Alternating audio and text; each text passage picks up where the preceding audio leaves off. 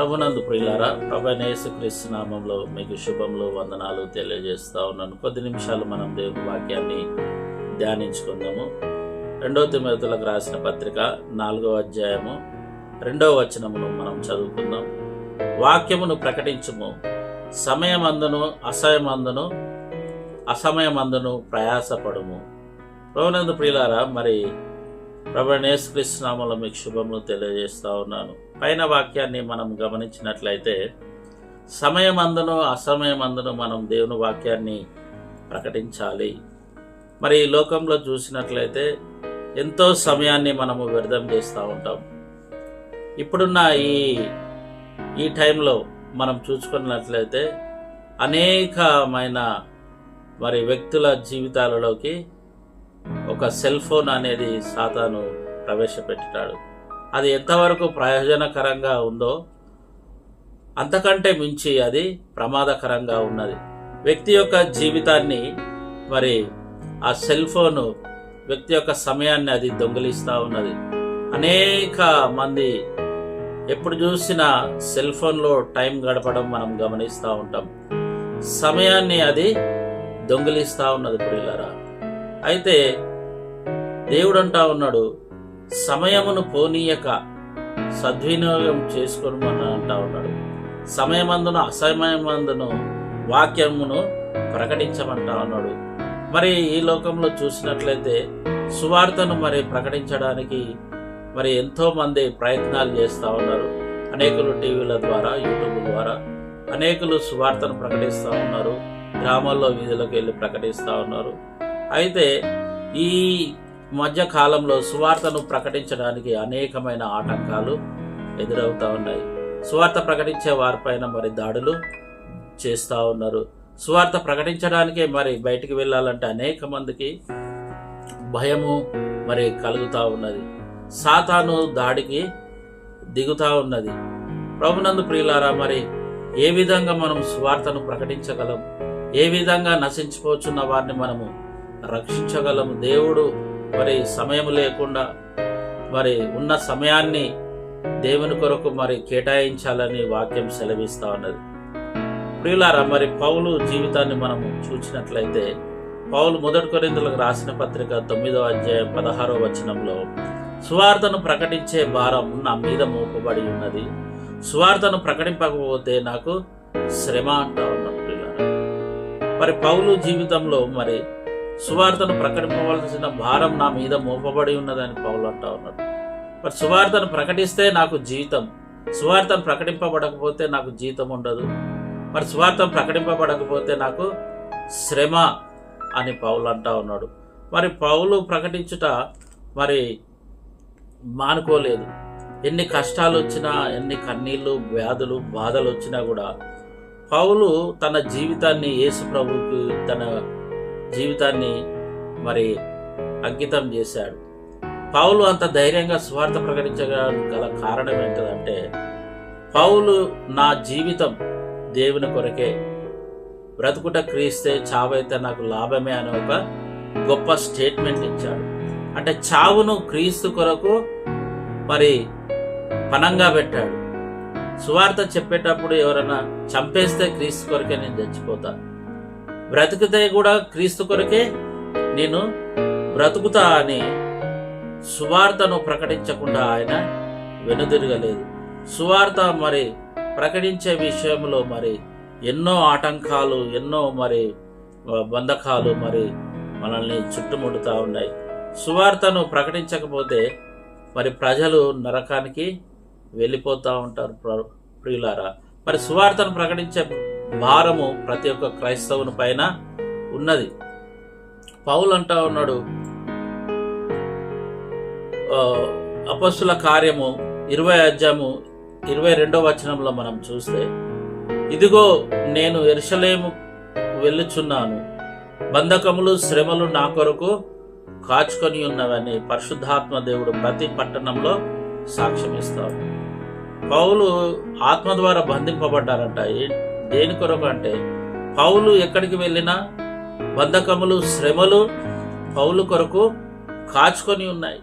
మనం ఇందాక చెప్పినట్లుగా బ్రతుకుట క్రీస్తే చావైతే నాకు లాభమే అన్నట్లుగా ఆ బంధకాలను, ఆ శ్రమలను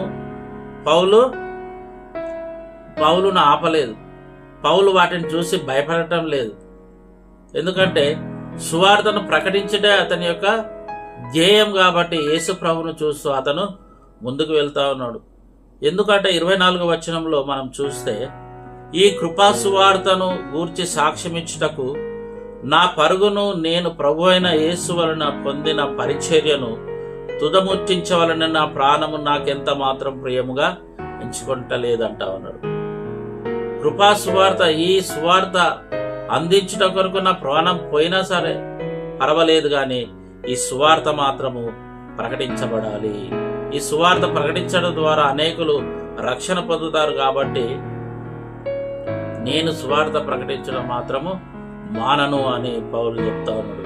అయితే పౌలు ప్రాణాలు నావి కావు, బ్రతుకుంటే ప్రభు కొరకే బ్రతుకుతా, చనిపోతే పర్వాలేదు, చనిపోయినా మంచిదే అని మరి ప్రియులారా పౌలు ధైర్యంగా సువార్తను ప్రకటిస్తా ఉన్నారు. మరి ప్రభునందు ప్రియులారా, ఆ దినాలలో కూడా సువార్తకు అనేకమైన శ్రమలు, సువార్త ప్రకటింపబడకుండా అనేకమైన శ్రమలు, బంధకాలు, ఆటంకాలు అడ్డుపడినాయి. అయితే సువార్త మాత్రము ఆగిపోలేదు. ప్రభునందు ప్రియులారా, మనం ఏం చేద్దాం? మనం సువార్త ప్రకటిస్తామంటే మనకు చుట్టూ బంధకాలు ఉన్నాయి, చుట్టూ శ్రమలు. ఎక్కడికైనా సువార్తను ప్రకటించడానికి వెళ్ళాలంటే మరి భయమైతా ఉన్నది. ఎక్కడైనా సువార్త ప్రకటించాలంటే అక్కడికి వెళ్తే వారు కొడుతున్నారు, చంపేస్తున్నారు, ప్రతి ఒక్కరి పైన దాడులు జరుగుతున్న, బైబిల్ను చింపేస్తున్నారు, వాహనాలను మరి తుత్తునీయలుగా చేస్తూ ఉన్నారు, మనుషులనే చంపేస్తూ ఉన్నారు. మరి ఇట్టి సమయాలలో మనం సువార్తను ప్రకటిద్దామా, ప్రకటించొద్దా అనే ఆలోచన మన జీవితంలో కలుగుతూ ఉన్నది. పౌలు తన ప్రాణం తనది కాదని ఆ భయం తనలో ఉంచుకోలేదు.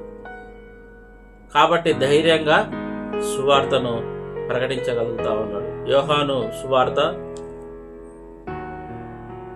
12వ అధ్యాయము 25వ వచనంలో వాక్యం అంటుంది, సువార్త నా నిమిత్తము తన ప్రాణము పోగొట్టుకున్నవాడు దానిని తిరిగి పొందుతాడు అని వాక్యం సెలవిస్తా ఉన్నాడు.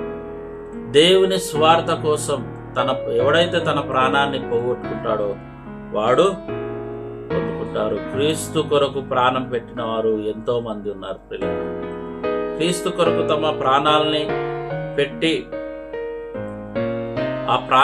వారు పెట్టిన ప్రాణము ద్వారా అనేకులకు వారు జీవమునిచ్చినారు, యేసుక్రీస్తును అందించినారు. మరి మనం ఏం చేద్దాం?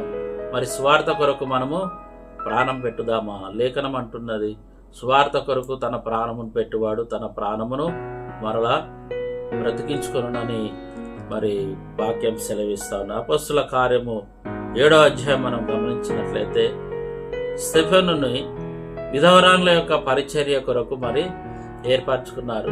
అయితే స్టెఫెను మరి కృపతోను, బలముతోను, ఆత్మతోను నిండుకొనిన వాడై సువార్తను బలంగా ప్రకటిస్తూ ఉంటే స్టెఫెనును మహాసభ యొద్దకు తీసుకుని వెళ్ళి అతన్ని పట్టుకొని సువార్తను ప్రకటించొద్దని మరి ఆయనను ఏం చేశారంటే రాళ్లతోని కొట్టి చంపివేసినారు. ప్రభునందు ప్రియులారా, మరి స్టెఫెను యొక్క జీవితాన్ని మనం మార్గదర్శకంగా తీసుకోవాలి. క్రీస్తు కొరకు మనల్ని మనము ధైర్యంగా మన ప్రాణాత్మలను మనము ఆయనకు అర్పించుకోవాలి. స్టెఫెను తన ప్రాణాన్ని పెట్టాడు కాబట్టి అనేక మంది రక్షణ పొందినారు.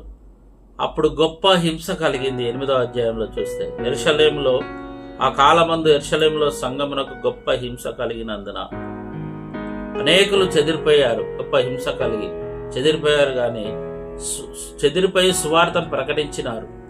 వాళ్ళు భయపడలేదు.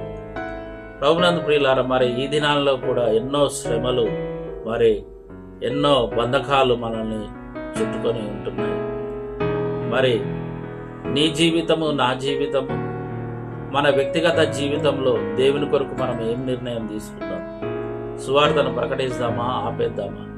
నశించిపోతున్న వారిని మరి అగ్నిలో నుండి లాగినట్లు కొందరిని లాగి రక్షించమని దేవుని వాక్యం సెలవిస్తూ ఉన్నది. ఇట్టి సమయాలలో మరి ప్రభువైన యేసుక్రీస్తును మనము వేడుకుందాం. ప్రభువా, సువార్తను ప్రకటించేటట్లు మాకు ధైర్యము దయచేయి, అనేకులను రక్షణలోకి నడిపించినట్లుగా మాకు కృప దయచేయని దేవుని వేడుకొని మనం ముందుకు సాగుదాం. అట్టి కృప దేవుడు మనకు అనుగ్రహించునుగాక. ఆమేన్.